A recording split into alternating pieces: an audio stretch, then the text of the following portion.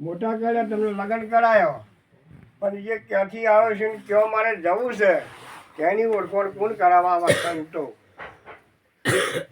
એ આપણે જે સંતો મહાપુરુષો પધાર્યા હોય અને એ સદગુરુ આપણે જીવનનો ઉદ્ધાર કરનાર આવા નકર અમને ઊંઘ તો આવે છે, થાકે પણ લાગે છે, મહાપુરુષને ઘણા કામ હોય, પણ કહેવાનો મતલબ આ જીવન ક્યાંથી આવ્યું છે, ક્યાં જવું છે, ભાઈ ખાવું પીવું ને ભોગ ભોગવીને મરી જવું એ તો પશુઓ કરે છે. આપણી ભેંસ વગર તમારો બળદ હોય તો પણ કરે, 2-5 લીટર દૂધ આવતી હોય તો પણ એ કામ કરે છે. પણ એનાથી શું, પશુને ભજન કરવું છે, પંખીને પણ ભજન કરવું છે, પણ મેળ પડતો નહીં. પણ આપણોને મેળ પડ્યો છે તો પણ બે ભજનમાં આપવું નહીં. એકવામાં જે આપણે દિલીપભાઈના સગા સંબંધી બધા પધાર્યા છે, એવાનું કુટુંબ પણ બધું આવ્યું છે. આજે હું તો કોઈ ખાસ ઓળખું નહીં, પણ તેથી ત્યારે ઘણું મહાપુરુષને આપણે સેવા કરી છે. કાલના દૂરથી બધું ભેળું કરવું હોય તો આપણે એક મહેમાન આપણે વેવાઈ આવ્યા હોય, દીકરીના ઘેર આપણે ગયા હોય, પણ વેવાઈને આપણે ખર્ચો કરવો કેટલો બધો ખર્ચ થાય, કેટલું દોડા કરવી પડે, અને આપણને એક ઠાર ઉપર આજે આપણે જમાડ્યા, એમાં ધન્યવાદ કહેવાય. એમ આપણે ભજન કરવાનું કારણ શું છે અને ભજન કરી લેવું છે હું એ જીને જોડતા ઓગળી ઊંચી કરો. જે જીને ભજન કર્યું લેવું, તમારે કોઈ લેવું ભાઈ, તમારે કોઈ કરવું ભાઈ, અશોકભાઈ ભજન કરી કોઈ લેવાનું જે આવડે બોલો ફટરાઈ.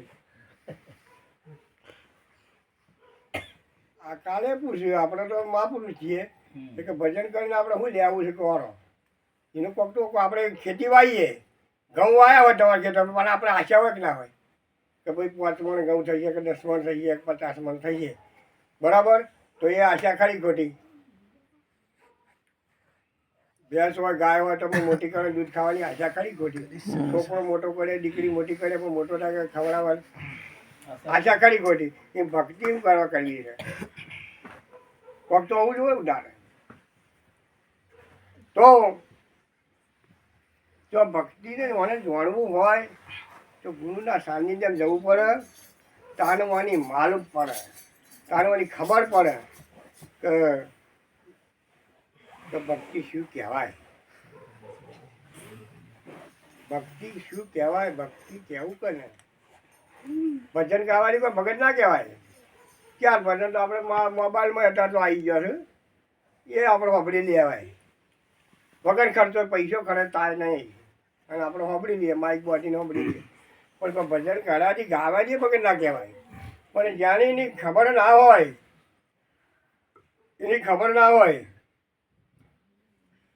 આ જે આપણે 4 વગડીઓ છે ને, 4 વગડીઓ એમાં ઓના ચારવાને શોખ હોય, કોને દરેક વેટ પહેરા ના પહેરા, હોનાની વેટી, હોનાનો દાગીનો પહેરા કે ના પહેરા? હા પાડો કે ના પાડો, બોલો ને કરો. હા એમ તો મને ખબર પડે કે ઓના હોનાની વેટી હોય અને ઓને કશી હોય, ઓને કશી હોય તોય પણ ઓનાવર ચાલતું નહીં. ઓનાવર ચાલે તો અંગૂઠો કરવો હોય તો પહેલો નંબર આ જોવે, જો કે ના જોવે તો 4 કોમમાં આવવાની, 4 કશા કોમમાં ના આવે, 4 શોખવાળી જ છે, સારું ખોટું પહેરવાવાળી છે 4, પણ અસલ કોમ તો આ કરે. તમારે જમીન રાખવી હોય તો અંગૂઠો કે ભાઈ આલજો, જો કેડમાં કોઈ લેવા જવું હોય રેસની કેડમાં તો પણ કે તમે અંગૂઠો આલજો તો અંગૂઠા લેકડી જાય. એક અનાવાનું કામ નહીં થતું, એક આટલો અંગૂઠો છે અને 4 તો શોખવાળો જ છે, અને ખાવા દો તો 4 વગેરે ના મેળાવો, અને ભેળો લેવો પડે, ઓને ભેળો લેવો પડે, એટલે કે ના ખાઈએ કાંઈ. એક મારો મહાન પાપ છે અસલ.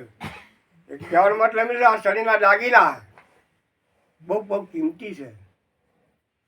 આ શરીરના દાગીના બહુ કિંમતી છે.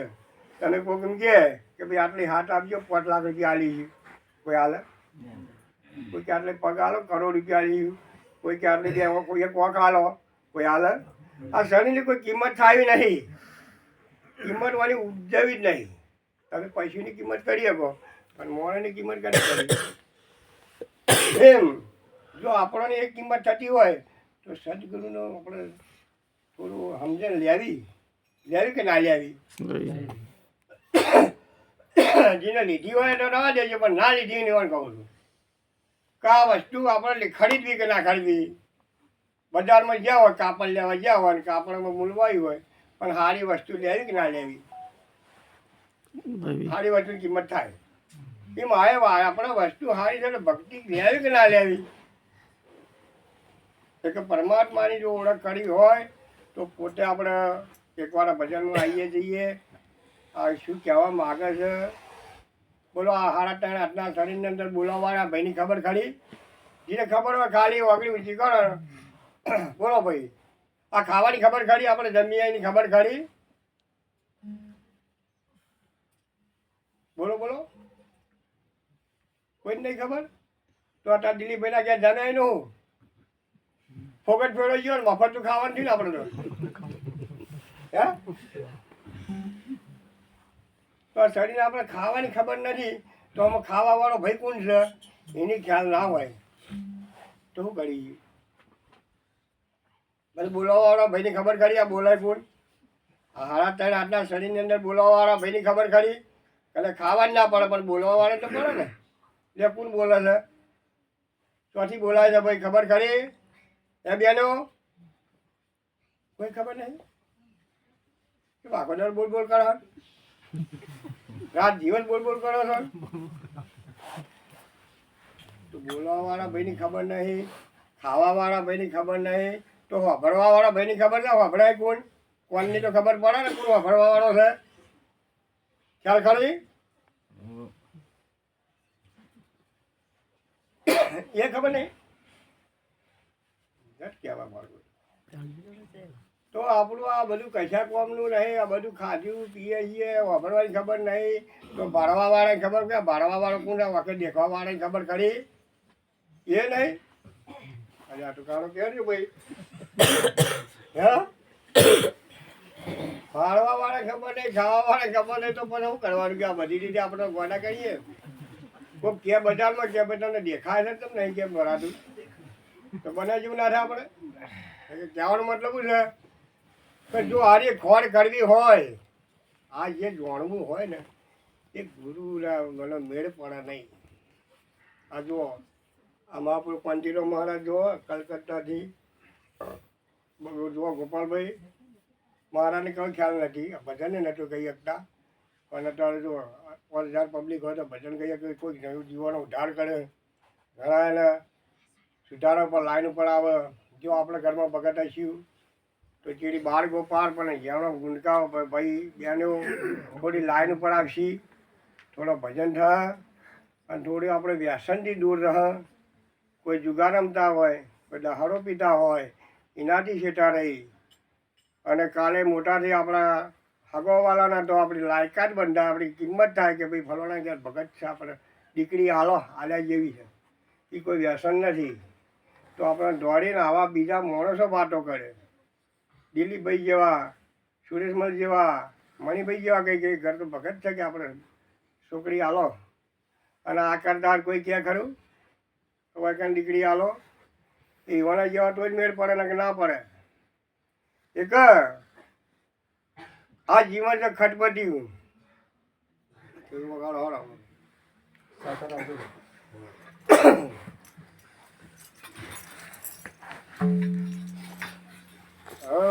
જેને કેવું મોને તેને કહીએ હોરા, તેને શીખો મરજી દઈએ.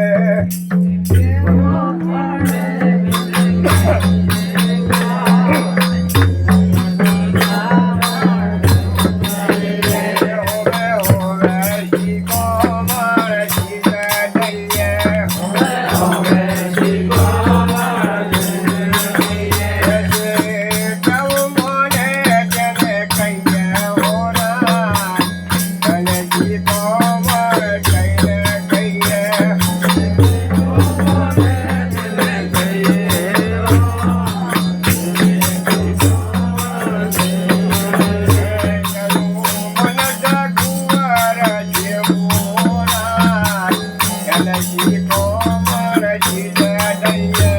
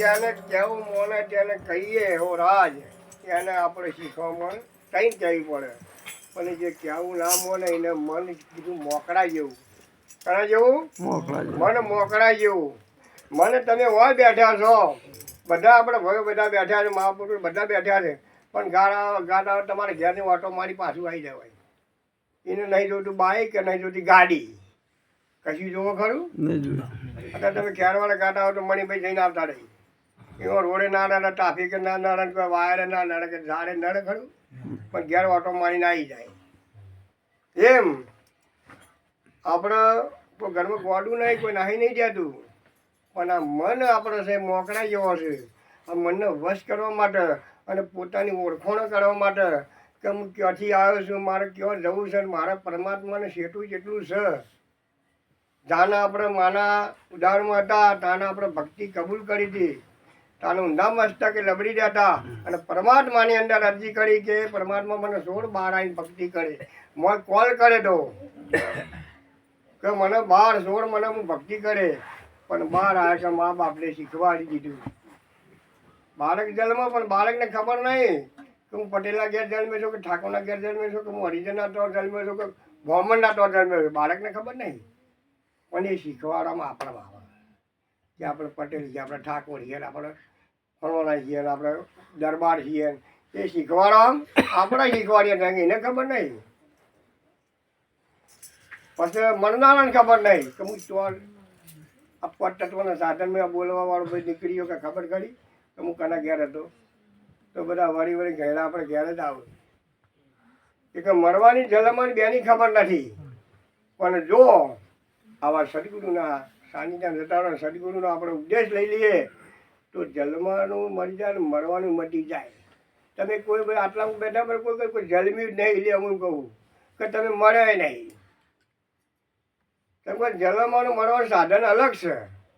પણ જો સુધી આ વાત ગુરુની ના સમજાય ને તો હજી તમારે બધાનો મળવાનું રહે, જલમવાનું રહે ને આજે કે ડોસી ધાન ડોહો થાય બધું નહીં કે ફલાણો મળ્યો 100 વર્ષે મળ્યા હોય તો કે ડોહો થયા. એટલે આટલા વર્ષે બજારા ગયા છે, સારી સેવા કરે નહીં, સારું પાણી પાઈ પાડો શું ખાવાયા હોય, પરવાને રાડ પાણી ગયા હોય. એમ આપણે જો આપણે આ વસ્તુને જોણીએ જેમ ડોગર તમે બધા ચોખ્ખો જ છો, જેમ ડોગર પર ફોતરું ચડી ગયું હોય, ડોગર વાવાય છે ને આ બાજુ ડોગર ઘણી વાવાય છે, એ ફોતરું તમે બોલી જાય કે ચોખ્ખો થઈ જાય. પછી એ ચોખ્ખો વાપવા જે ઉગે ખરો કદી ના ઉગે, એના પર ફોતરું હોય તો જ ઉગે, તે છે ઉગે નહીં. એમ આપણે ઉપર ખાલી ફોતરું વળી ચોખ્ખો લેકડી જાય આપણે ચોખ્ખા છીએ. જેમ ઘી હોય, દૂધનો ને ઘીનો બેનો ઝઘડો બેઠ્યો, એક અત્યારે ઘીના ભાવ છે, આપણે દૂધનો ભાવ, દૂધનો કેટલો ભાવ છે આવે હા કે 70 હોય, અને ઘીનો તમારી બાજુ વધારે કે ઓછો? 1000 રૂપિયા, 1000 રૂપિયા, 800 1000. અમારે એવું જ છે ને તમારે, અમારે 800 રૂપિયા 700 રૂપિયા ભાવ છે ઘીનો, અને દૂધનો 60 રૂપિયા ભાવ છે. એટલે દૂધનો હવે બેનો આપણો દૂધનો ને બેનો ઝઘડો બેઠો ઘીનો બેને કે તમે મારાથી તમે પ્યાદા છે તમારો 800 રૂપિયા તમે ઘી ભાવ બોલવાનો અને મારો 70 ને 70 રૂપિયા ભાવ અને તમારો 800 પહોંચ્યો. કે ઘી બોલ્યું કે બરાબર છે, રવા દે જમસમ બરાબર છે, કોઈ કહેવું નહીં કે ના કહેવું પડશે. પેલા દૂધ કહેવા માંડ્યું કે જુઓ તમારાથી બહાર નીકળી ગયો ને એ કે મારો 800 રૂપિયા ભાવ બોલવાનો અને તમે દૂધમાં કે તમારો હાથ ભાવ રહે. એમ આપણે જો મનુષ્ય સવતારા પદ્ધતિનો સાધન મળ્યું આમાંથી તમે લેકડી જશો અને ગુરુના સમજણ લેશો તો તમારો ભાવ થશે. કદી આ કિંમત અરે બોલો રખે બાર બોલાય તરત આ કિંમત તાને થશે ને કે મેળ પડશે નહીં.